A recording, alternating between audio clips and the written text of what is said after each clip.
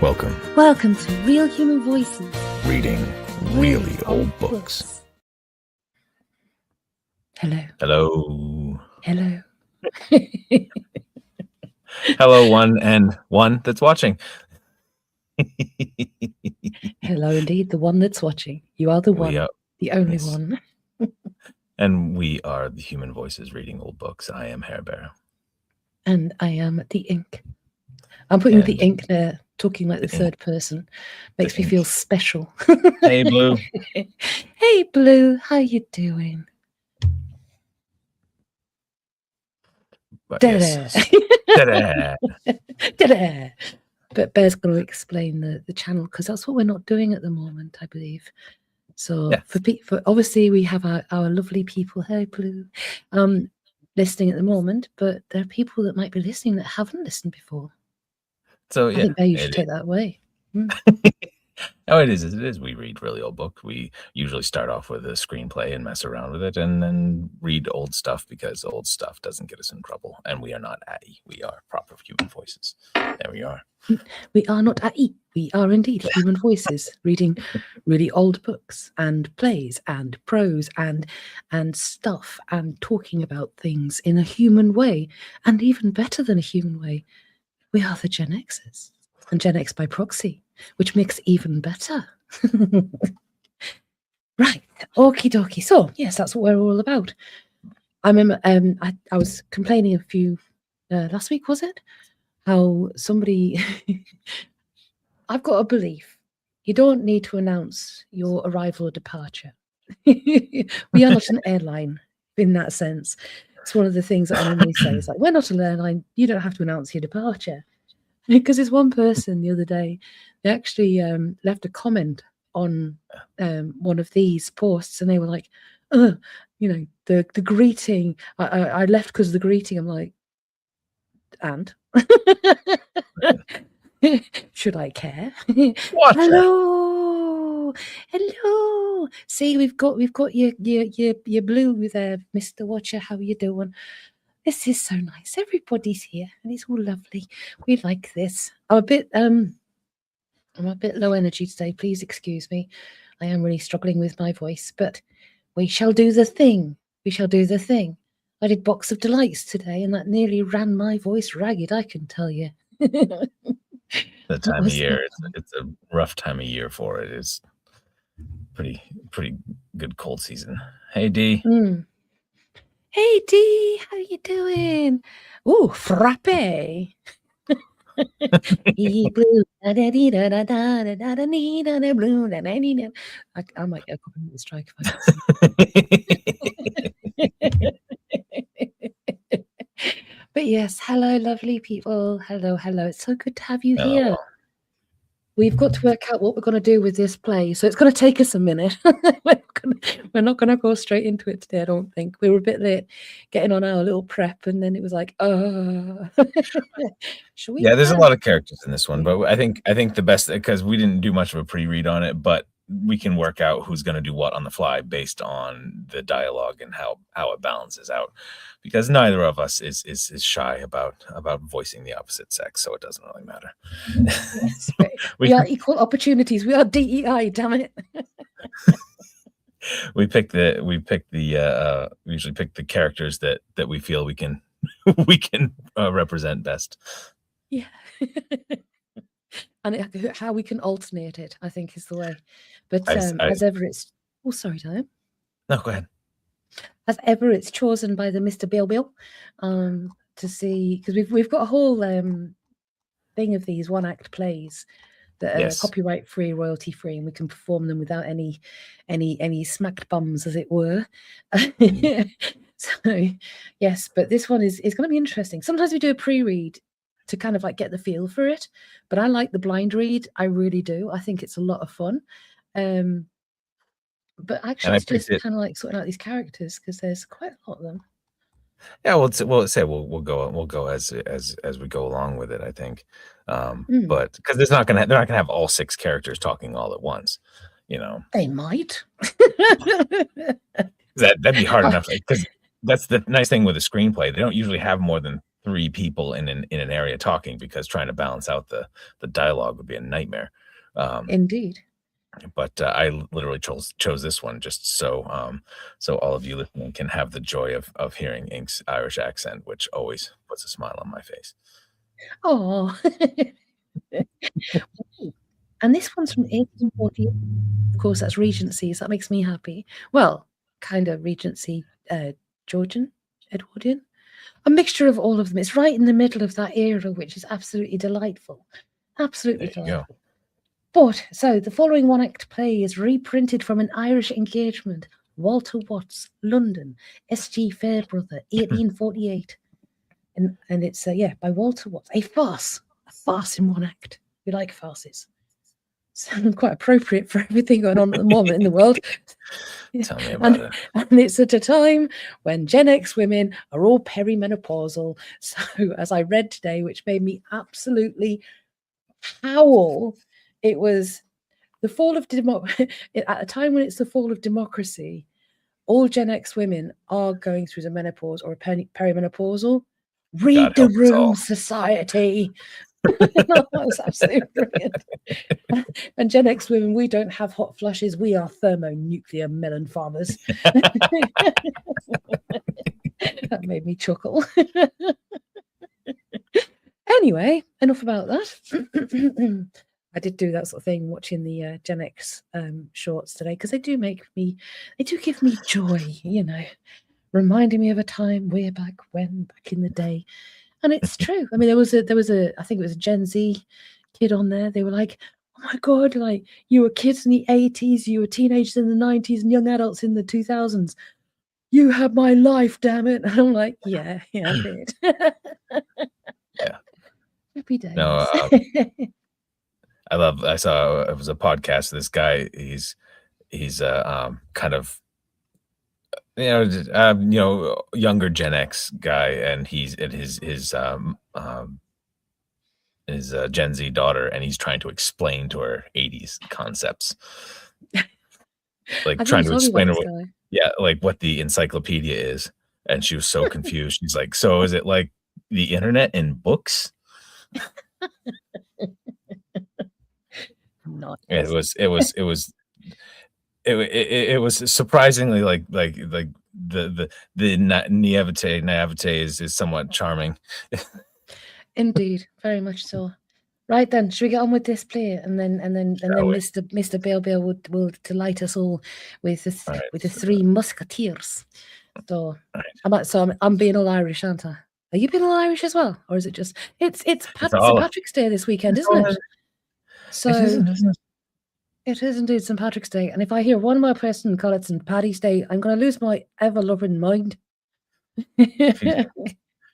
I think that's we've had that conversation with Canadians and Americans about the difference between American Irish and Irish, and yes. Two different. I mean, well, it's not just Irish. It's like American, Italian, American. Anything is completely different culture to the original culture. Mm-hmm. Right. So how did you have this moved over so it was out of the way? Oh no, that's I used the setup 10, custom layout 10. So you press the pencil mark underneath the image, and then you do layout 10. Confusing an 80s kid, your mum using the microwave to make a chocolate cake thing. A mug cake in a mug. That's how you use a microwave to make a chocolate cake. It's more like a chocolate muffin, to be perfectly honest, but But yes, that's not it. I remember when microwaves came out, and your parents had one the size of a flipping house and a top-loading video recorder. That'll do. Yeah, that's the one. That's the badger. Right. So an Irish engagement, a farce in one act. I'm gonna blow this up so I can read it better. We've got 6 characters. We've got Mr. Bullfinch, Mr. McCarthy, Captain Foxglove. Oh, Foxlove. Well, Foxglove. Oh my. Oh my. Tim Rafferty, Julia Bullfinch, and Nora. So Julia and Mr. Bullfinch, I'd imagine, are married, but I'm not sure. So, carry on. Right. A room in the house of Mr. Bullfinch, handsomely furnished. Folding doors. Cupboard. Cupboard right, window left. Okay, yeah. Say No. Who do you want to Julia pick? and Julia Nora. or Nora? Julia. I'll do Nora. Go ahead. Okie dokie. Hope! Nora, there is no hope. There we go. Ah, Thin Man, don't say so. Sure, and you're not married yet. But soon shall be. He's expected every day, every hour, and then... Don't have him. Pluck up the spirit. Tell him you can't love him, won't love him, and what's more, don't intend to love him. That your whole and undivided heart is given to the captain, and you've determined your hand shall go with it.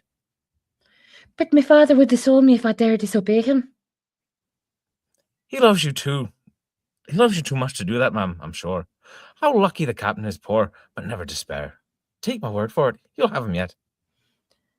Hey, oh, poor Foxlove, all our dreams of happiness are gone forever. Lavish drams, all smoke. Hush, as I live, that's my Tim.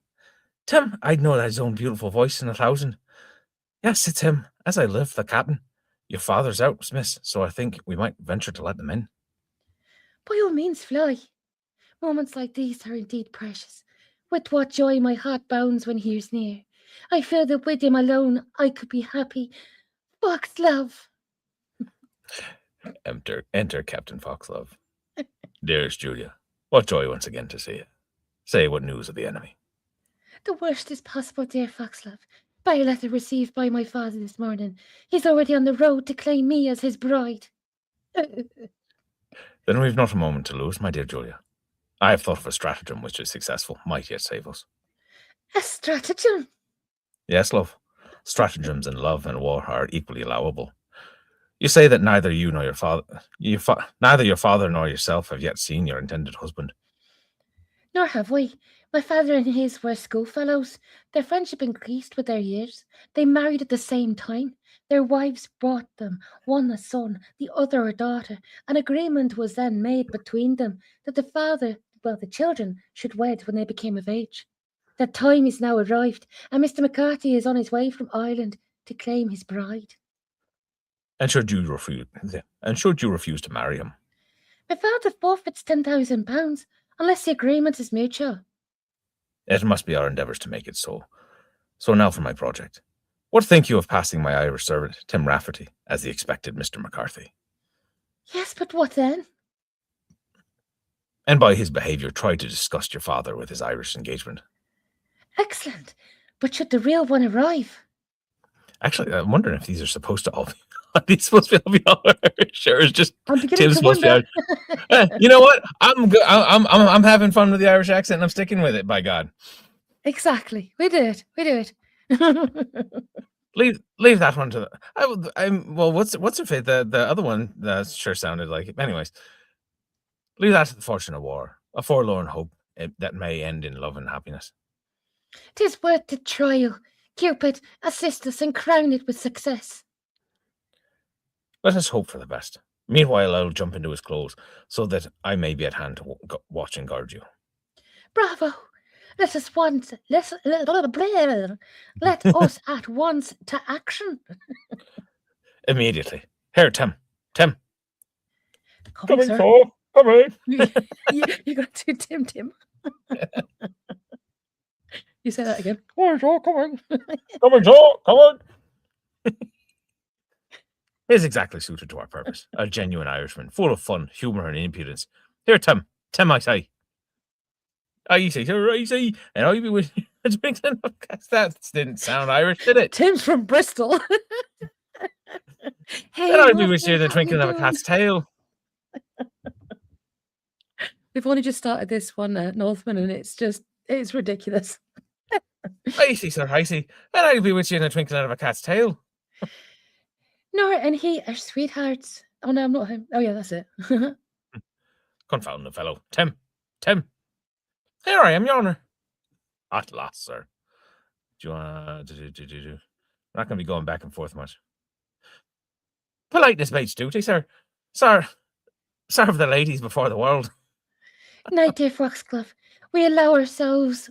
Oh, sorry. Nay, dear Foxglove, we ourselves know how hard it is to part. Wish you long life to you. Maybe you're not Maybe you're not a jewel of the first salt water, and it's yourself, like for master, no mistake. What in the hell was that sentence? Wish a long life to you. Maybe you're not a jewel of first salt water, and it's yourself I'd like for a master. And no mistake, it's yourself, man. Or it's your man, or it's yourself, man. You know what I mean? So, you know what I mean? Anyways, Just roll now with Tim. it. Now Tim, we want your assistance. Sure, and it's yours before you axe it. I am aware that you are a clever, intelligent fellow, Tim. Be my faith, the truest sentiment you ever uttered. I like doing Tim. Will you then consent to what I shall name to you? Faith, that I, before you name it, at all. God. That's Come on now. enough. Farewell, dear Julia. We go at once to put our scheme into execution. Farewell, dear Foxglove. Heaven grant you success. And Tim, remember the happiness of my future life depends on you. Oh, here we go. It's a whole paragraph. Brace Tim. yourself. Right. Yeah, exactly. Your happiness. Make yourself easy, my darling. Depend on me. I'd go through fire and weather for you. Exit Julia. Tim Rafferty. Was it Tim Rafferty? Your soul now be showing up in the universe. What an edification you've had. Whatever your scheme is, I'm with you. And by the piper that played before Moses, if I don't teach him what an Irishman can do, I never set eyes on an old Ireland again, or obtain my own little Nora for life. Jesus. The You can thing do it. is, Come on now. I know that if this guy was actually saying, I wouldn't understand a damn word he's saying. I can't even make heads or tails of it, and I'm reading it. Pray heaven we may succeed. My heart again is filled with hope, with love and hope who should despair, not to play my part. Oh, love, to what wild schemes do you drive your votaries? Oh, my. Oh, mistress, there's my Tim going to transmogrify himself. He says I'll not know him a bit, and that he's an intelligent gentleman. He'll make as an intelligent, as an elegant gentleman as ever at buttermilk with a fork, practice with a spoon, or practice with a spoon. Yes, Nora, to serve me. Oh, what a trembling I'm in. Supposing it's found out who he is. 'Tis merely an harmless scheme, after all. And what will I do if he never comes back to his own elegant self again? Why then, Nora, you'll have a gentleman for a sweetheart. A gentleman? It is the likes of me that would have a gentleman for a sweetheart. And why not, Laura? Because it's not their manners I like at all. With their fine curled up moustaches and whiskers, dandy cut coats and polished boots, and dainty delicate hands. It's too much trouble for the likes of him to make love properly and to tell a girl what a beauty she is. I know, right? I wouldn't give a brass sixpence for such a man. No, give me one of my own darling boys, without a brogue to his foot, or a cobbing to his cobbing to his head. I don't know what that is, but he doesn't have one on his head. She doesn't want to. And with a simple, honest heart and a good shillelagh. Shillelagh. One that makes love like an angel, and fights like a lion. My God, she don't want much, does she? Nora, you're eloquent. And isn't it all in good cause, Miss Mactree? Oh, if you'd only had the luck to fall in love with an Irishman, with one of the darling boys at Tipperary. Okay, so definitely the captain's meant to be English. Tipperary, there's the jewels that lay hold of the poor girl's affections and kick up a rebellion in her heart. They twist and turn, wheedle, flatter, and kiss until they so bewilder a poor girl that it's glad she is to say, "Patty, you devil, Patty, you devil, take me at once, and make an honest woman of me." But here comes your father, miss. I'll be off and prepare for a scrimmage. What a frustration I'm in. Oh, this love, it bothers all creation entirely. And those poor servants into the bargain. Okay, so I'm going to say that the Bullfinches are probably English. Yeah, we just swap it over to English. I don't mind. Well, I'm going to do Mr. Bullfinch in English, if that's okay. Yes. Okay, Mr. Bullfinch. Well, my dear Julia, all's ready. Everything's prepared to give a right hearty welcome. A welcome worthy of the blood of the Bullfinches to the son of my old friend and your intended husband.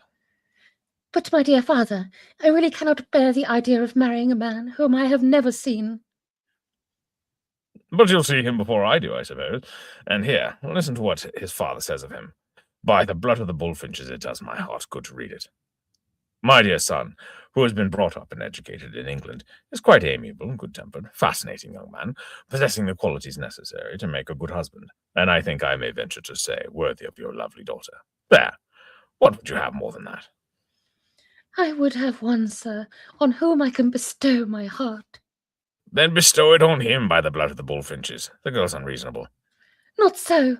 The whole study of my life has hitherto been to please you, but on such an occasion as this, in which the happiness of my future life is concerned, I do hope you will allow me these little privileges to which my sex are entitled. Goodness. You're a good girl, Julia. A very good girl. But I have promised you, and by the blood of the bullfinches I cannot break it. So make up your mind to like the young gentleman, which I am sure you will if he at all resembles my old friend. I will do my best to please you, sir. Oh my God. I know, right? I'm sure you will. Hola, who's there? As I live, a young man and his servant. It must be he, by the blood of the bullfinches. It is. How I long to embrace you. Narrator's note. Yes, transmogrify was in the 1800s. I am so impressed that it was there. Unfortunately, it's so disgustingly misused in today's society. I digress. 'Tis the captain and Tim, so I'll away and prepare for my part in the scheme. Exit Julia. Now, Julia, what's gone? Ha ha! The little rogue's off to put herself in apple pie order. That's a new one. Ha ha! How the ladies do love to have everything. Comme il faut.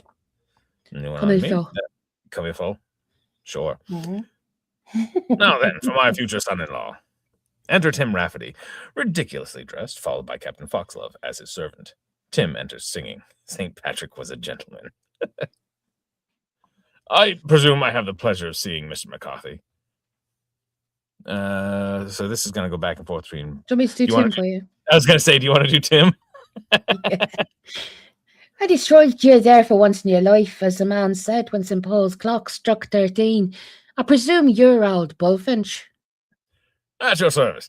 Very happy to see you, sir, by the blood of the bullfinches. You are right welcome. Tip us your first, my julep, and it's myself that's glad to see you, old gentleman, and may live to know each other till we die, and ever so long afterwards. Tim squeezes Mr. Bullfinch's hand until he dances about with pain. My dear sir, you really your shake is so very cordial. By the blood of the bullfinches, my hand is almost off. But allow me to ask, how is your worthy father? By my soul, he's in mighty good health, as in a fine state of preservation as any old gentleman can expect to be. He's been dead these 20 years. You bring me letters from him, I suppose? I'd be troubled to do that. And it is it letters, sir, by the powers. When I set out, you wouldn't know me from Dennis O'Doherty, the postman. But you see, sir, I had no idea. A good one, I've no doubt. And it's right you are, then.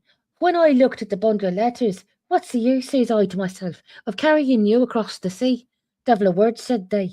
So I took the liberty of opening the dirty blackguards, so it's by word of mouth that you'll be getting all the news of my respectable old father. And by the powers of Moll Kelly, my idea beats the penny postage, both in cheapness and convenience. Rather an offhand way, I must say. Well, letters or no letters, you are welcome. And ain't I after knowing I am? So I'll be making myself as much at home as Paddy that took all his meals and slept in the drawing room. Here, John, you rascal. You have to get my room ready. Learn the way of the house. Take pattern by me. Make yourself icy and comfortable. Kiss the cook? Jeepers. Kiss the cook, unbosom yourself to the housemaid, and show them how we do it in old Ireland, you devil. Yeah, yes, sir. Pretty berth I've gotten into. A quiet, unassuming young man. What different eyes fathers see with. What different eyes fathers see with. Okay. Anyways, yeah, go ahead. Now, gentlemen, where's this lovely intendant of mine? I'm in a boiling state. As the man said when he fell into the copper, I'm in a favour of love. I'll fetch her immediately. Oh dear, I'm afraid this boisterous fellow won't suit her at all. Capital, Tim, capital. But do continue.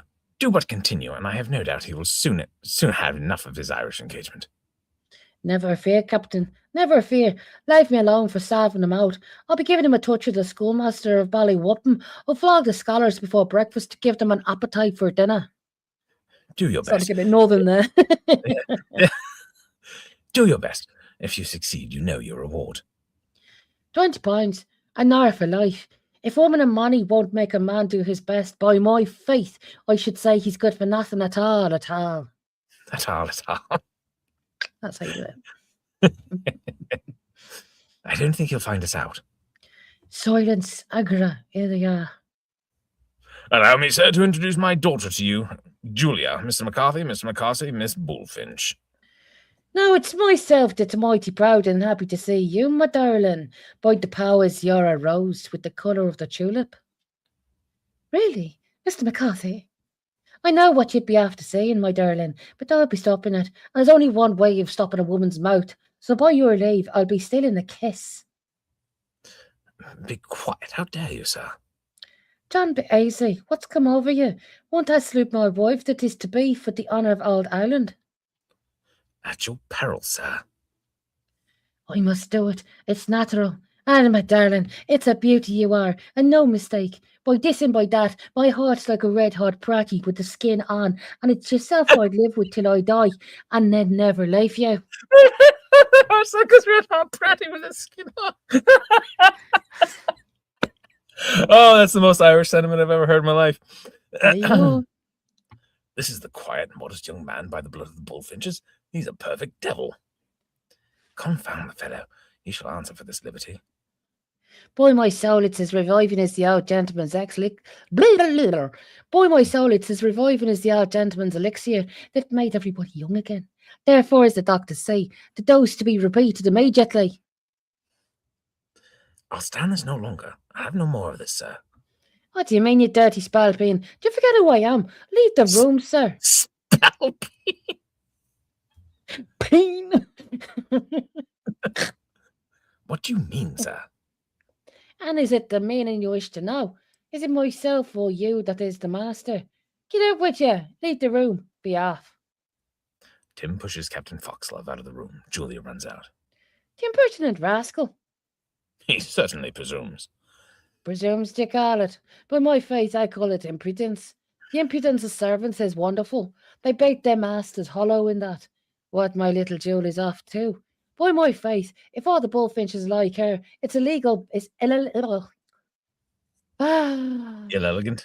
Birds they are. I fear she won't say as much for you. I'm glad you like her, sir. She is indeed a charming creature? Creature. I was going to say that must be misspelled. A perfect angel in petticoats. And her fortune. How much do you mean to tip up with her? Rather an indelicate question. On her marriage, I shall give her £10,000. 10,000? And is it only a dirty 10,000 you'll be giving? Sell myself for £10,000. Why, we'd be worse off than Paddy O'Flanagan. I kept a wife and 10 children on 6 pratties a day. Would you be starving us, you old vagabond? Starve? Vagabond? By the blood of the Bullfinches, what do you mean? What I say. I know I'll be after telling you how I mean to live, and then say if I poach you 10,000, we'll be doing it. Let me hear what you intend to do. By the blood of the Bullfinches, I was never so treated. Listen then. First I'll be taking the largest house in town. Servants shall be as plentiful as mushrooms. I'll have valets, footmen, coachmen, grooms, butlers, ladies' maids, chambermaids, dairymaids, housemaids, cooks, and in a very short time, it's a nursing maid I'll be wanting, Adlies. Then I'll like coaches, cabs, foreign hands, an elegant jaunting car, whisk dash along. I shall keep up with everything, but nothing shall keep up with me. There goes a Dyson boy, says one. A dear little devil, says the ladies. Adam, my darling, and you may say that, says I. She's a beauty, says another. Hurrah for the wild Irishman. Whoop, Tipperary forever. Whoop, you devil. Whoop, there it is. My blood's up. But my dear sir. Easy, sir, easy. Them my parties. Ah, what elegant parties I'll be giving. Wine and whiskey punch galore. The largest bowl in all islands, nothing to do with. Then lords and ladies' nights and bar nights, lovely women, enchanting music, dancing. Oh, wouldn't I give them a beautiful jig? I'll astonish a weak minds of the dirty world. And how can I be doing this on a paltry 10,000? By my faith, you must multiply some by 10. I'll do no such thing. By the blood of the bullfinches, I'll not give you a penny more. Say that again. I repeat it. You do? I do, by the blood of the bullfinches. Then by the blood of the McCarthys, I'll make the bullfinches pipe to a beautiful tune. Oh, my blood's up. A dirty 10,000, you spalpeen. Come on, I'll pepper you. I'll fight you for the honour of Old Island. Come on, my old cock jaffinch. Cock. He beats Mr. Bullfinch, who retreats round the stage, followed by Tim, who keeps striking him. Help! Murder! Help! Dear father, what is the matter? That madman was about to murder me. Murder, that's what he says. I murder him. I'd have as pretty a fight with him as ever was seen in Donnybrook, and all for the sake of friendship, if you hadn't come in to spoil sport. Narrator's note. Yes, this was inadvertently, we realised when, because Bear chose it without realising, but it's St. Patrick's Day, and it's a happy coincidence that we've got Irish characters, so Yeah, please there we go. excuse. Oh, big love to all of you. Right, okay. So By the blood. Yeah. yeah, sorry. What were we saying? By the blood of the bullfinches? Yes. By the blood of the bullfinches. I don't require such striking proofs of your friendship. Oh, that ever I should have such a son-in-law. And that is the man on whom I am to bestow my heart. How is it possible? I have been an old fool, I know. I feel I have. But what's to be done? Let us give him a further trial. I must, however, retire and compose myself. By the blood of the bullfinches, I've not been so ruffled in years.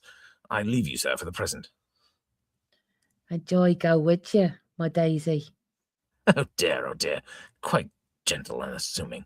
Quiet, gentle and assuming. Hooroo, there's a dose for the old gentleman. I feel my 20 sovereigns kicking each other already in my pocket. But you carry it too far, a little too far, sir. What occasion was there for you to take the liberty of kissing the lady? Mustn't I be doing the natural thing, sir? Could I be a lover and not salute my wife? Such a thing was never heard of in old Ireland. Now I'll tell you what it is, sir. Just be after giving Nora a dozen or so. Then it's quits, we'll be crying. So say no more about it. All goes on right, and before night it's 500 more he'll be glad to give to get rid of me. Be more discreet in the future, my dear Julia. My father has retired to his room to obtain a short repose, but I was alarmed by a knocking at the gate. Enter Nora. Och, ma'am, och, sir, my heart's big as a whale, and my head's as full of blubber. It's all over. Is it over, you mean? I wish it was, and the 20 pounds in my pocket, and you in my arms. What's over, my darling? Och, Tim, he's come. He's come. Oh. The real Mr. McCarthy. Bad luck to him. He's this moment arrived. Ah, botheration. Bad luck to him, the dirty-faced vagabond, and I'll be getting out of the bog now. We're lost. Was ever anything so unfortunate? Is there no hope? No way of getting rid of him? I have it. Leave it to me, and it's the battle I'll win yet. Follow me, and I'll just be explaining it to you. And Nora, do you first turn the key on the old gentleman, and then be showing the young one up here? Away with you, my darling. Will I be giving up 20 pounds so easy? No. I'll first be giving him a touch of Irish cunning, so follow me. He exits. Enter Nora, showing in Mr. McCarthy. Be kind enough to wait here, sir, while I announce your arrival to the family. Mr. McCarthy. Well, here I am at last, in the house of my father's old friend, in the character of a suitor to his daughter, who I've never seen, but if she is ever so beautiful, I can never love her. My heart is already given to another, so I must manage to break off the match as easily as possible, so as not to exasperate either of the old gentlemen, or it be the death of the lady, who luckily can't care a straw about a person she's never laid eyes on. Who have we here? Now I must play the gentleman. Servant, sir, I presume you are Mr. McCarthy. That's just what was said to me. At your service, sir. May I ask who I have the pleasure of addressing? My mother was called Fitzpatrick, and she always said I was her son. Very much at your service. We've been expecting you a devil of a time.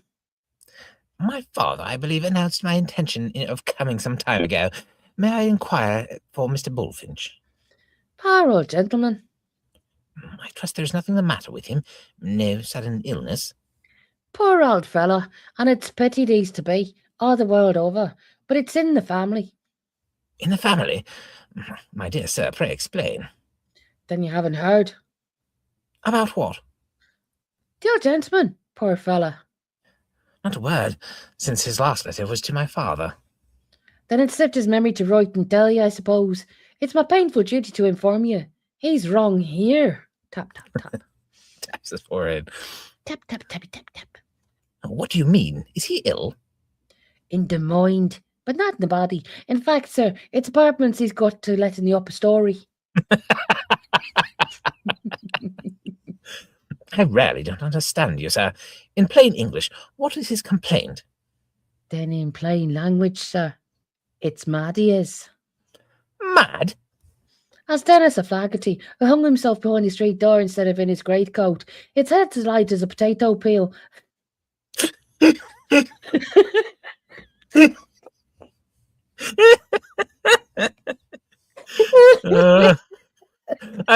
Who hung himself by the street door instead of his greatcoat? That's what got me. I'm so sorry. Oh, it's good stuff.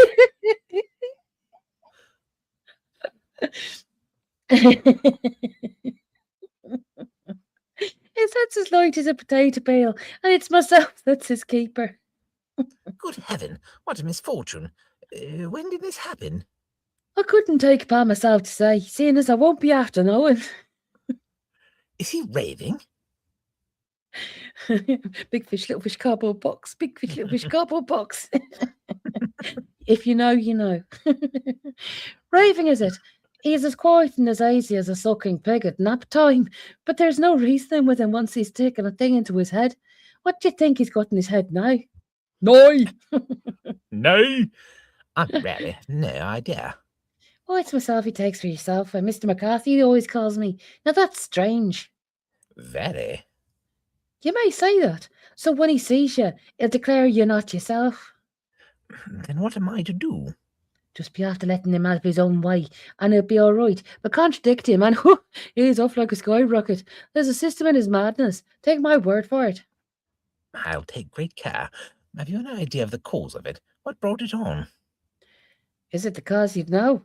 And between ourselves, this is confidential and private, so mind, don't tell anybody you don't want to know it. Of course. You may trust me. Then, by my soul, sir, between you and myself, it's in the family. You don't say so. His daughter. Oh, the creature. I wouldn't be giving a brass farthing for all the brains she's got. And it's worse than the old gentleman she'll be before long, or it's myself knows nothing about it. What a misfortune. What an escape I've had. How was she affected? Her race like the man who went up the balloon to fish for stars. Rather too high-minded. Sometimes off she goes, whisk and popping off botheration. You never saw such a she-devil. The sooner I'm out of this, the better. Madness in the family. I wouldn't have her for 50,000. By the piper of war, here she is. Now search yourself, she'll see with your own eyes. This would be a good excuse for declining my match now for my bride-to-be. Permit me to introduce you to Mr. McCarthy from the sweet little town of Tumavara. Give it him, miss. As yourself must fight your own battle now, when I go and stir up the old gentleman. Won't I make him raw? Mr. McCarthy, how delighted I am to see you. I have read of you, thought of you, dreamt of you, and I gaze upon you. Oh, 'tis heavenly. This is an awkward situation. My dear madam, I'm delighted to see you. They said... I'm in a galaxy of delight. When quite an infant I toddled from my mother's arms, I heard thy name blended with my future fate. Our names were woven with a wreath of roses. I treasured up all in my heart. There thine image has lain slumbering. In murmuring brooks I've pictured thee. On starlight nights were wafted unto thee, and now like a bright luminary you burst upon my sight, and dazzle me with thy lustre. Lustre. Lustre, lustre. Lustre. Mad, without a doubt. My dear madam, I regret to hear about your father. My father, he is a saint in heaven. Angels watch around his pillow. He was my guardian angel until you came to take me from him. Heaven forbid. I would not for the world deprive him of so great a creature. But now you've come to take me to your bosom. Therefore, with wild delight, I throw myself into your arms, mad with supreme bliss. But, my dear madam, upon my word, I rarely. This is. Hush.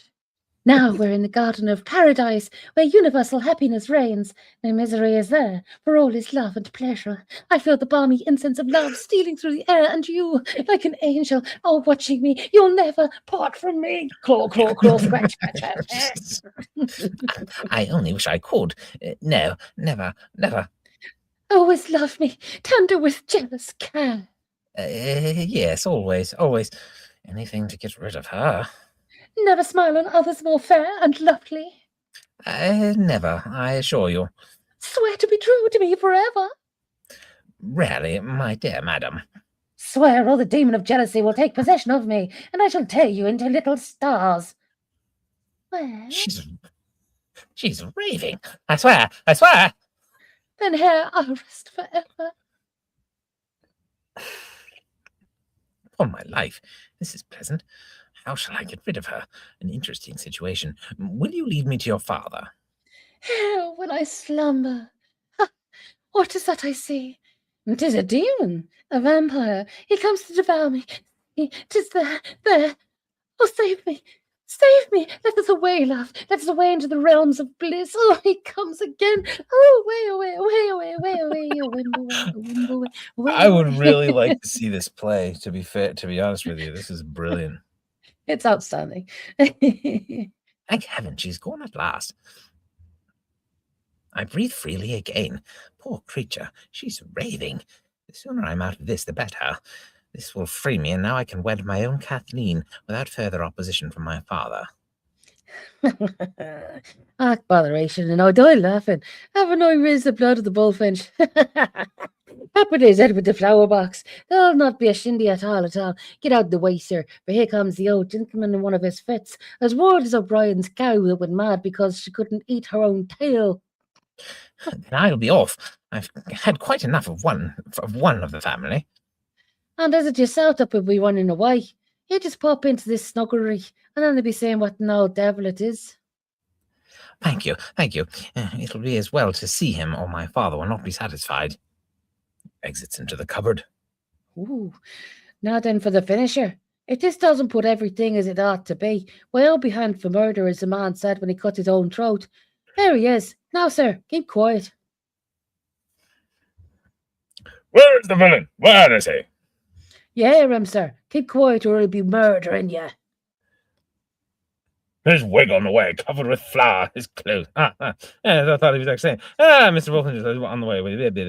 You rascal, you villain! How dare you? How dare you use me so? By the blood of the bullfinches, you shall pay for this. I'll not put up with it. I'll not endure it. Easy, then. Easy.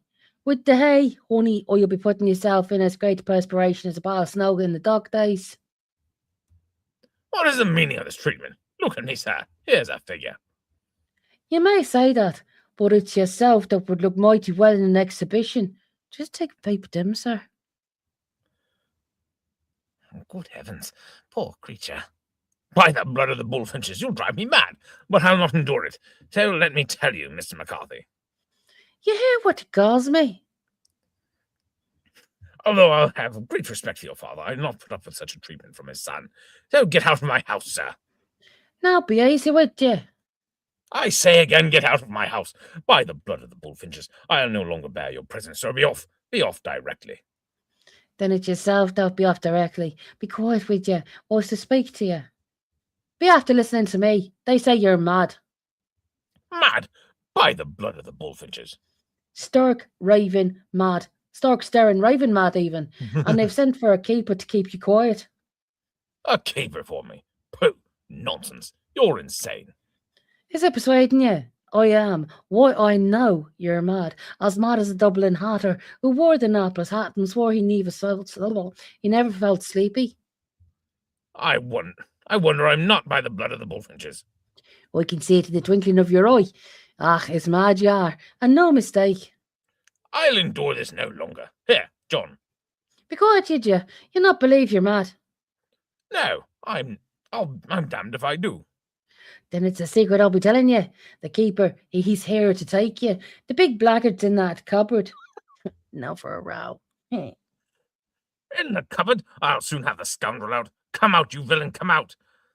You'll tell people they're mad, will you? Look at me, sir. Tell me to my face. Am I mad? Am I mad?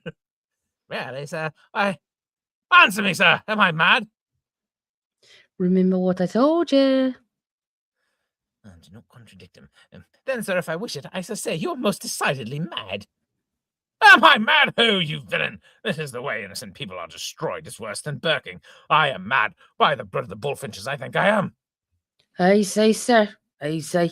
Don't be after flustering yourself. Take it coolly, as the boy did when he fell through the ice. I'm too easy. Get out of my house, both of you, or I'll kick you out. Sir, my name's McCarthy. McCarthy? Son of your old friend and schoolfellow, McCarthy of Tipperary. Whoop? Whoop? Who's the madman, I should like to know? I came hither, sir, to see and marry your daughter, but I trust you'll not be offended if I say I must decline that honour after what I've seen. Decline that honour! Ha! I like that. You decline. I wish you'd be off. All's going on as smooth as a sea in a calm. Conclude the interview as soon as possible, for it's a mighty big fit to see coming on. Here, sir, is an engagement I've drawn up by which I voluntarily resigned the lady, and thus released you from the forfeiture. Oh, you'll be after squinting at it. Wish long life to you. The very thing. £20, an hour for life. Here, sir. Oh, here, sir, is a letter from my father, and now I take my leave, trusting that before long yourself and daughter will be perfectly restored. Stop! Stop! What's all this? My old friend's writing. My dear son, the Baron. Signed Dennis McCarthy. Here's some mistake. You can't be Mr. McCarthy. No other has the right to that title, I can assure you. By the blood of the bullfinches. Who was the person who just left us? He's Mr. McCarthy. I know him only as your keeper by name, Fitzpatrick. My keeper? Yes, sir. He informed me that both yourself and your daughter are mad. Mad? I only wonder I'm not. Damn, I think I am. I'm bewildered. First one McCarthy, now another. What is he? Who is he? Where is he? Here, my Joel. Here, my Joel. Tim Rafferty at your honour's service. By the blood of the bullfinches. Will nobody explain? Permit me, sir. If you had promised your daughter, whom I love, to another, under a forfeit of £10,000, to obtain your release, from which we assumed the various disguises as you've seen, and now I hold in my hand. And I hold mine in mine, as good as looking as £20 as I ever clapped eyes on. By the blood of the bullfinches, do I hear right? Yes, my dear father, I could not give my hand without my heart. We have saved you a large sum of money, and from the misery of knowing you had rendered an only daughter wretched. Then who the devil are you, sir? Captain Foxlove of the Dragoons. And this is my servant. I trust, sir, you'll forgive everything, and make your daughter happy. If you don't, I'll be powdering your wig again, and this time I'll be doing it with a shillelagh. This is all very fine, but what says of Miss McCarthy? And I am happy to find you really a reasonable being. My hand and heart are promised to another, so allow me, one of the parties deceived, to add my entreaties to their forgiveness. Adam, Joel, say the word. It's myself that will serve you for 100 years, and then bury you comfortably. So just be after making us all happy, and yourself into the bargain. Well, I suppose I must. There, take her, Captain Foxlove. The deceitful little hussy has played her part, so there's no refusing her. Oh my God, I know, right? Here, Nara. Now, Your Honour, it's flattering in myself, I am that I've played my part so well, that you'll bestow on me your servant, Nora here, for it's ourselves that are anxious to follow the captain's example and increase the family. You're welcome to her, and by the blood of the bullfinches, I'll give away the bride. Your Honour's a trump to the backbone, and therefore I promise you that it's yourself shall stand godfather to the first boy or girl. And now we are all pleased. Hurrah whined like the horse that ran so fast you couldn't see him.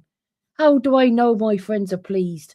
Allow me just to ask, ladies and gentlemen, are you pleased? If you are, just be putting your hands to our Irish engagement and see. Scene.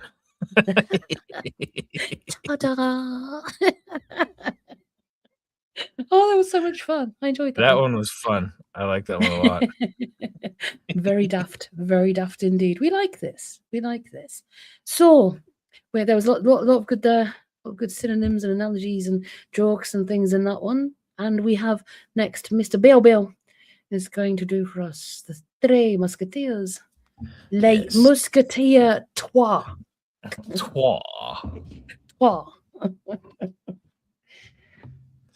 Yes. Sorry, my cat is snoring. That one was a Thank lot you, of fun. thank Though. you. I would love to see that as an actual play. That would be fun. Mm-hmm. It was supposed to be a farce, but it did turn into a melodrama. That's absolutely right. Yeah.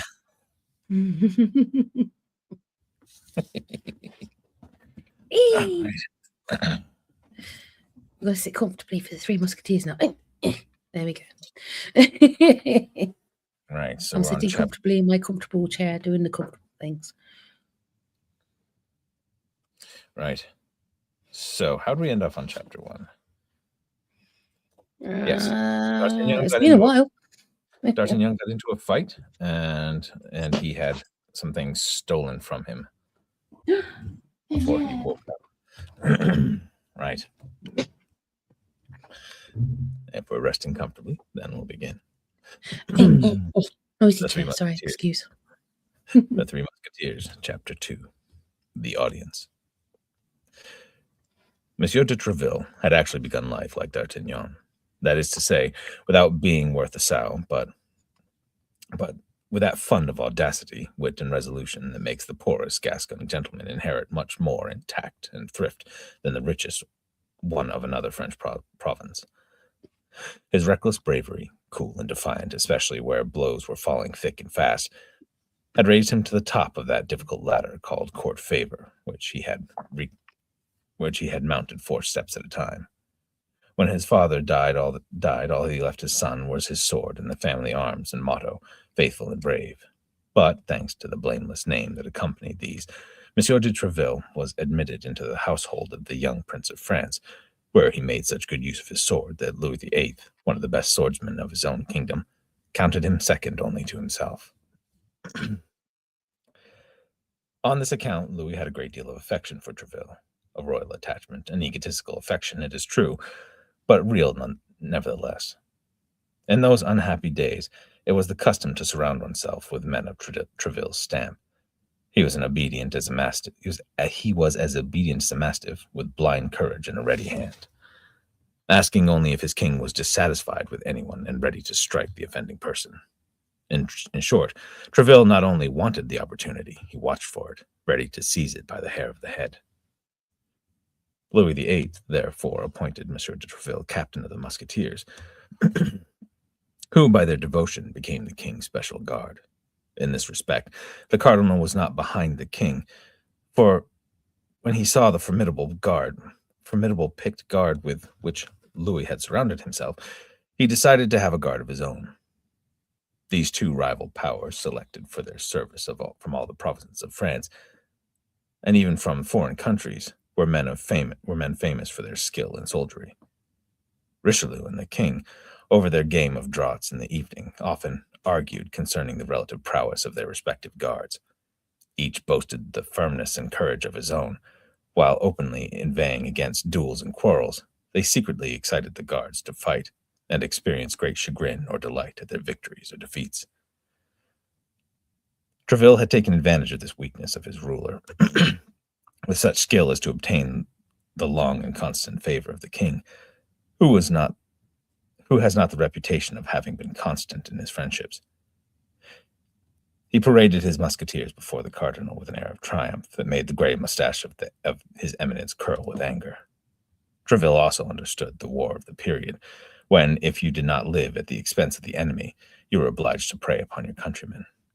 His soldiers formed a legion of varied demons under no discipline but his own. Swaggering bullies were the king's musketeers, spreading themselves through the taverns and public walks and in the theaters, talking loudly, curling their mustaches, jingling their swords, matching themselves to the cardinal's guards whenever they had a chance, sometimes killing, but sure never to languish long in prison, since Monsieur de Treville was always on hand to secure their release. Therefore, Monsieur de Treville was lauded by every one of the musketeers, sung of in every key by these men who adored him. Yet, band-dogs that they were, they trembled before him as scholars before their master, obedient to a word, and ready to be killed to wipe out a reproach. From morning until night, the courtyard of Monsieur de Treville's mansion in the Rue de Vaux, Colombert resembled a camp. I'm really bad at actual French, if you haven't noticed. 50 to 60 musketeers who appeared to relieve each other while stalking about incessantly, armed to the teeth and ready for anything. Up and down the long staircases of the mansion went petitioners for his favors, provincial gentlemen eager to be enrolled, and lackeys and liveried in every color of the rainbow, who came with messages to Monsieur de Treville. In the antechamber, on long circular benches, reclined the elite, while Monsieur de Treville, in his cabinet, adjoining the antechamber, received visits, listened to complaints, gave his orders, and, like the king in his balcony of the Louvre, had only to place himself at his windows to review his army. On the day when D'Artagnan presented himself, the assembly was truly imposing. As soon as he passed the threshold of the massive door studded with nails, he found himself in the midst of a troop of swordsmen, cruising about the court, talking, quarreling, and jesting with each other. In the midst of this crowd, our youth, holding his long rapier against his slender legs and the rim of his beaver hat in his hand, advanced with palpitating heart, yet with that sort of half-smile of the rustic embarrassment a country lad wears to keep up his courage. When he had passed one group, he breathed more freely, but he saw that they turned to look at him, and D'Artagnan, who up to that time had entertained a pretty fine feeling for himself, for the first time in his life thought that he might appear ridiculous. When he had reached the staircase, it was still worse. On the first step there were 4 musketeers, one of whom, with a naked sword in his hand, tried to prevent the other 3 from mounting, while these 3 skirmished with him with their swords. D'Artagnan at first took these swords for foils, but as he pushed his way through them, he perceived by many scratches that they were as sharp as possible, and at every wound not only the spectators but the musketeers themselves laughed heartily. In the antechamber, D'Artagnan found himself an absolute stranger in a crowd of courtiers, and after sending in his name to the captain of the guards, he looked about him in surprise. In the midst of the most animated group was a musketeer of great height, of haughty countenance, and so fantastical a costume as to attract general attention. He did not wear his uniform coat, but a coat of celestial blue, faded and worn, but trimmed with embroidery which glittered like a goldfish in the sun. A long mantle of crimson velvet hung from his shoulders, showing the front alone of his splendid belt from which depended his enormous rapier. Oh my. He talked loudly and proudly, curling his mustache as everyone, and D'Artagnan most of all, admired his belt. Look at your belt. It's long and belty. Near Porthos, for this was the name of the musketeer, was another addressed as Aramis. He was a young man, not more than 23 years old, with soft and ingenuous countenance, a mild and sparkling eye, and cheeks as rosy as an autumn peach. His slender mustache marked a straight line across his upper lip, and he was continually pinching the tips of his ears to make them preserve a delicate carnation hue. That's an interesting thing to do. He talked little and slowly, often bowed, laughed to show his teeth, which were good, and seemed very thoughtful of his entire person. A sudden summons startled all the room. Aramis! Porthos! Then a lackey, opening the door of the cabinet, interrupted. Monsieur de Treville awaits Monsieur d'Artagnan. Wow. D'Artagnan. Hmm. I had it, but for some reason I tripped over it. My tongue got in front of my eye teeth. I couldn't see what I was saying.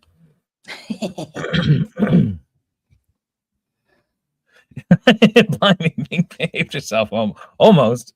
I was trying to be good. The captain of the guards was at that very moment in very bad humor, but as the young man entered and bowed to the ground, he smiled at him. Going toward the antechamber, he made a sign to D'Artagnan, as if to request permission to finish some business, and called 3 times loudly, Athos, Porthos, Aramis.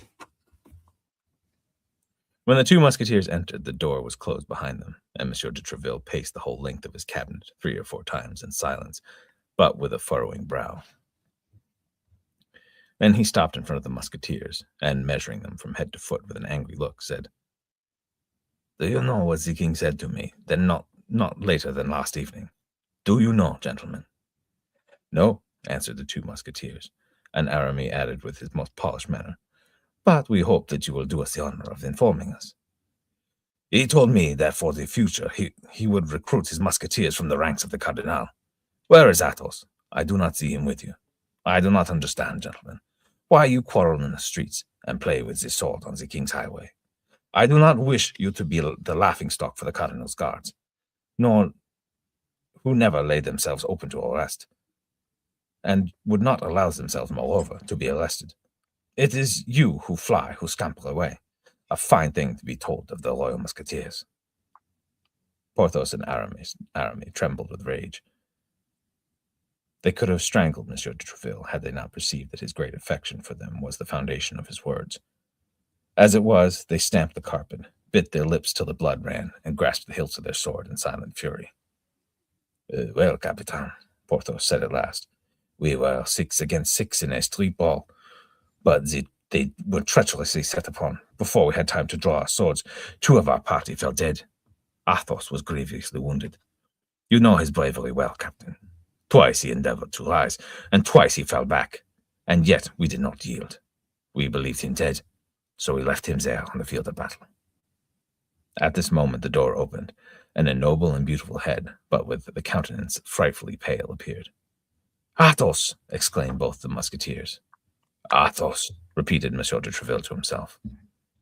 You inquired for me, said Athos to the captain in a perfectly calm but feeble voice. My comrades inform me that you command my presence, and I hasten to obey you. Here I am, sir. What do you require of me? And with these words, the musketeer, with a faultless step, and girded as usual, entered the room. Monsieur de Treville, touched to the heart by this proof of courage, rushed toward him. The cardinal must have exaggerated, he said. I was just going to tell these gentlemen that I forbid my musketeers to expose their lives unnecessarily, for brave men are dear to the king, and his majesty knows that his musketeers are the bravest on earth. Your hand, Athos. But Athos, notwithstanding his command over himself, uttered a cry of pain and became even more pale than before. A surgeon! Cried Monsieur de Treville. The king's will be better. A surgeon for my dear Athos will die. He opened the door and directed the guardsmen to be immediately conveyed to an adjoining apartment, borne in the arms of Porthos and Aramis. At last, when the confusion had subsided, he turned to D'Artagnan, who, with true Gascon tenacity, had remained in the place. Pardon, said Monsieur de Treville, my dear countryman, but I had entirely forgotten you. What do you want? Our captain is also a father, for soldiers are great children. And I must see that the orders of both king and cardinal are carried out. I esteemed your father. What can I do for his son? Sir, said D'Artagnan, in quitting Tarbes, in coming here, I wish to ask you for the uniform of a musketeer. From what I have just seen here, I more fully comprehend the importance of the favor, and I tremble lest you deem me unworthy of it. It is indeed a great favor, young man, Monsieur de Treville said.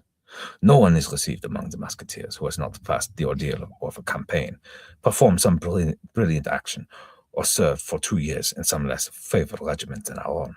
But, continued Monsieur de Treville, fixing his piercing look upon his countryman, as if he could penetrate the innermost recesses of his heart, for the sake of my ancient friend, your father. Father? That didn't sound very... Your father. I wish to do something for you. Volunteers are not in general overburdened with wealth. You cannot have much remaining of the money you brought with you. D'Artagnan drew himself up with a proud air. He felt the coldness of his reception. Alas, sir, he said, what I feel most is the lack of the letter of introduction which my father gave. Why do I keep saying father? That sounds more Swedish. My father. No, father. For my father, give me for my father. You can say father. Pasha, can you hear me? My father gave me. I am in truth somewhat surprised that you should have traveled so far without provision. I had one, sir, in all proper form, cried D'Artagnan, but was treacherously robbed of it. And with an air of truth that delighted Monsieur de Treville, he related his adventures that at Meung describing his unknown adversary. Strange, said the captain musingly. Then you spoke of me openly. Had not this gentleman a slight scar on his cheek? Yes, as if produced by grazing of a ball. Of a tall figure, pale but brown. Fajar. Fajar. Huh? Fajar, was it? Fajar or Fajar. Fajar, yeah. It's like my pet peeve at the moment is everybody says Khomeini. Gets on my wick. It's like if you're going to be talking about the news, say it properly. Yeah, the huh sound isn't in many U.S. lexicons, I've noticed. Yeah. Strange they're focused on the K's and not the Kh's. Not saying that. A tall figure, pale but brown. Yes, it is he, murmured Monsieur de Treville. I thought that he was in Brussels. Young man, he said slowly. Young man, he said slowly, I want to reveal to you a secret of our politics. The king and the cardinal are the best of friends. Their apparent disputes are merely to deceive the simple folks, and I do not wish that my countrymen, a brave youth formed to rise in the world, should be the dupe of these pretenses and rush headlong into this snare which has proved the destruction of so many. I am entirely devoted to these all-powerful masters. Young man, regulate your conduct by this. Should you bear the slightest hostility towards the cardinal, take your leave and quit me. Treville ceased speaking, but he thought, is this young man sent by his eminence? May he not be a spy of the cardinal, sent to worm himself into my confidence, and afterward by the means of destroying me, as has been done by so many times in cases of others. If the cardinal really sent me this fox, the cunning fellow will probably say that he holds his eminence in detestation. The result was very different from his expectations. With the utmost simplicity, D'Artagnan replied, Sir, I am come to Paris with the intentions exactly similar to those you have expressed. My father, Jesus, my father charged me to obey no one. I don't say, my papa. Yeah, exactly. The cardinal and yourself, whom he considers the 3 greatest men in France. Monsieur de Treville was astonished. So much candor excited his admiration, although it did not quite remove his doubts. The more superior this youth was to the other young men, the more formidable he would be if employed as a spy. Nevertheless, he grasped D'Artagnan by the hand and said, You are an honest fellow. My house shall always be open to you, and be ready to take advantage of every opportunity. You will probably achieve what you desire. That is to say, replied D'Artagnan, that you will wait until I have become worthy of it. Rest assured, sir, that you will not have to wait long. He took a moment beside the window, looking at the musketeers as they proceeded in order, watching them until they disappeared around the corner of the street. Then he bowed as if about to retire, but suddenly grew red with anger and rushed out of the cabinet shouting, "Oddspot, he shall not escape me this time." "Who?" demanded Monsieur de Treville. "It is he, the thief," replied D'Artagnan as he vanished. Da-da-da. Dun, dun, dun. That was brilliant. Well played, Mr. Bill. I was just watching it. I have a hard time with the father, with the saying father with the French accent. Father! Father! Help That's it, horses! Matt Berry was a legend. But my father's may not know his father. Indeed. But yes, interesting what Dee and Blue was saying there about words and vernacular. My current one, which every time I hear it literally makes me want to rip people's faces off, is bro. I am not your bro. Bro. And then they go, yeah, bro, like it was bro. Everything's bro. And it's from the start, I am not your bro. I'm not even your mother. I'm probably old enough to be your grandmother. Do not refer to me as bro. I'm not your friend. I'm not your brother. I'm not your dude. I'm not your boss. I'm not your lad. I'm not your fella. Not anything like that. In fact, I don't even want you to know my name. So the thing is, most of the people that use it like that. Most of the people that use it like that, they use it the way a catty woman would use sweetheart or sweetie. You know what I mean? Oh God, yeah.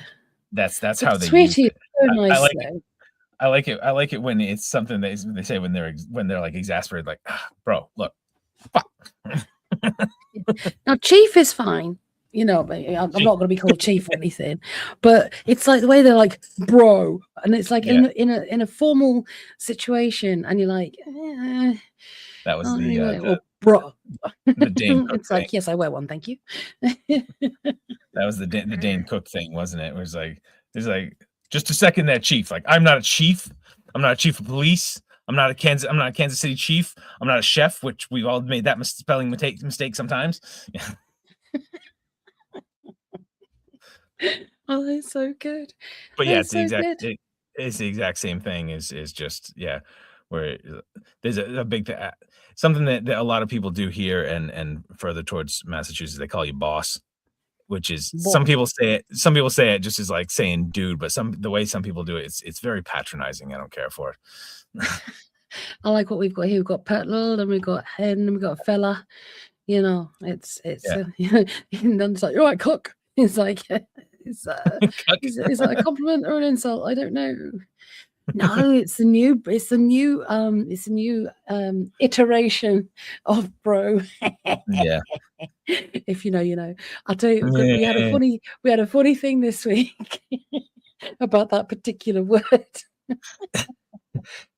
We're playing a video game, and there's like it's a labyrinth, and the labyrinth changes as you go through it, and there's it cycles through three different like different forms, and I kept calling them iterations, and I kept saying the word over and over, and Ink was saying, okay, that's enough for that word. Yeah, it's like, I know you've got an amazing vocabulary, and I'm very impressed with you using the term iteration, but come on, change it up a bit. Give me some variety here, fella. I was trying to think my way through a labyrinth at the time. It was quite a difficult labyrinth, indeed. I only did the first one, the easy one. I haven't done the second one yet. Oh, you will tonight. Do the second one, I believe. Oh my! I think you need to have a run up for that one. That one needs at least a 50-yard run up, definitely. Yeah. It's in the game Where Winds Meet, which is a fantastic game. It looks stunning. It's absolutely gorgeous. But some of the user interfaces, well, to be honest, I love the game, but I hate the game in equal measure because it's so overly complicated. Yeah. It's like all I must do is make my character stronger, but I need to have all these different paths and different like things for the weapons and different mystical things and different. And I'm like, I can't cope. I just want to play a freaking game. I feel like it was designed by like what's the name? What's the name of the one guy, the emotional damage guy? Emotional damage, Stephen Heath. Yeah, Stephen Heath. I feel like the game was designed by that character that he plays with his father. Where it's just like, oh, you don't like it? It's too hard. Here, spreadsheet, figure it out. Yeah. I'm sorry, but I'm scarred for life with that. Not even joking. But I was thinking as well, it's like, you kind of like you're kind of drawing comparisons here. Escher. It just makes me think of Escher, where he does like the never-ending paintings, and it's all kind of like it makes sense, but it doesn't make sense. But then it kind of like you got to put it all together, and it's just like, so exactly where and playing that game is like that, because you're like, okay, you think you figured this part out, and you think you figured this part out, and where it's all supposed to join, it goes all cattywampus, and then nothing makes sense anymore. Cattywampus. Oh my goodness. Right, my lovely beans. I think we will be back again tomorrow. What do you think, Mr. Bale? Barring any catastrophe, I'd say so. Don't jinx it. Just knock on wood. There we go. But it's time to say goodnight for now, because it's 9:45, and I'm really tired because I didn't have my nap before I recorded today. I said thank you for coming to hang with us, peoples. We always appreciate it. And it's always good to see all of you. And I hope we see you tomorrow. Maybe all of you, maybe some of you, but either way, call you beans, human beings, like human Lovely beings. Lovely beans, like beans and petals and all that sort of thing. So it's here, it's like, oh, he's a lovely bean. So yeah, it's like it's from being, as in human being. So that's why I call you beans, lovely beans. And also one of the best phrases ever, cool beans. Which we love. Yes. I hope it's not insulting. I hope it's okay. It wouldn't be insulting, would it? No. No? Unless you don't like beans. I don't like kidney beans, but I still don't mind being called bean. Oh dare you, baked beans. But the thing is, did you have Heinz baked beans, or did you have like the Cross and Blackwell? Sacrilege. Vegetarian? Ugh. I tell you something, right? When I was last over in America, before we go, it's like I couldn't find baked beans anywhere. There was no proper baked beans. They all had freaking sausages in them. And I'm like, well, first of all, they're all, excuse the phrase, bollocks, trotters, and hair lips in that type of sausage. I'm sorry, but it's true. Or the sweepings off the floor. The kind of like sausages where it's like undefinable whether there's actually any sausage meat in them. It's just like a kind of it's called pork and beans, but it's actually just a wad of pork fat. That's all. Exactly. So anyway, I will get around to the point of the story. I'm sorry. So basically, when we had one of our trips to the supermarket, which I always enjoy, which we play a sort of Marco Polo, and I normally find instead of the way of like Marco Polo, and people go Marco Polo. Bear says you can always find me in the supermarket because all I have to do is listen for her here going, this is 2 pounds at home. It's only £2 at home. While she's holding up a can of something that's like $5, Yeah, exactly. And bread is £8. $8. That's like what, £6 when it's like 99p for my loaf of bread, and it's like a meal in each slice. I digress. Yeah. But anyway, this is going to be a big anticlimax. But it meant a lot to me that Bear's Feather, he actually makes these baked beans normally with like bacon in it. Is it? Yes. Yeah. He makes them with beans that he grows. He grows the beans and dries them and then soaks them, and so he makes and slow roasts them, and they're fantastic. But he usually makes them big hanks of bacon, and he made an entirely separate batch without the bacon in, just so he could have some. It was incredible, and I felt so like they were amazing and so tasty, and he did it especially for me, and I'll never be able to repay him for that kindness. That was so nice of him, to go to all of that trouble, and they were flipping gorgeous. Like I nearly didn't go back to Heinz baked beans after that. I tell you that for nothing. It's like they were amazing. I think he should make me a batch and send me them over just for me. I would if I could. I don't know how. Definitely. I don't know how to get the trip. I'll have to get over again to get some more baked beans because they were freaking amazing. Anyway, my lovely beans. As I said, there it is. But yes, it's meant as an endearment and as a compliment, and same as petals or hens or pet lamb. Well, pet lamb I can do quite. Yeah, that's usually a pat on the head and off you trot kind of. Yes. Blazing Saddles, the bean scene. Oh my goodness. We downloaded the script for Blazing Saddles because we were gonna do it. Yeah, and then we're like, no, maybe not. Doesn't translate well to current have to be a lot of- sensibilities. Yeah, there'd have to be a lot of on the fly kind of censoring. It's like, okay, this is probably more than this. Exactly. We could, When she said that, the first thing I thought was the scene. Hey boys, look what I got here. Like, yeah, I don't know. I think that would go well. exactly. Have a good Yes, dinner, good Watcher, dinner. and thank you for being here. Thank you all for coming. And yes, we'll see you all again tomorrow if you're here. Otherwise than that, it'll be on the live section of the thingy jubbery what's it. And don't forget, always let me know if you have any requests and stuff like that. But yes, we're gonna bounce. Big love, and we'll see you tomorrow. 8:30, I think. 8:30 tomorrow. So that'll be 12:30 in 1:30. I'll set up the live early on, so you should get a notification. So if you've got your notifications turned on, it'll tell you in your time. But I think it'll be 1:30 in Californian time on the West Coast. Is it West Coast? Yes. Yes. On the So it'll be West Coast. 1:30 your time. Yep. Look forward to seeing you, lovely beans, and see you soon. Thank you for being here. We love you.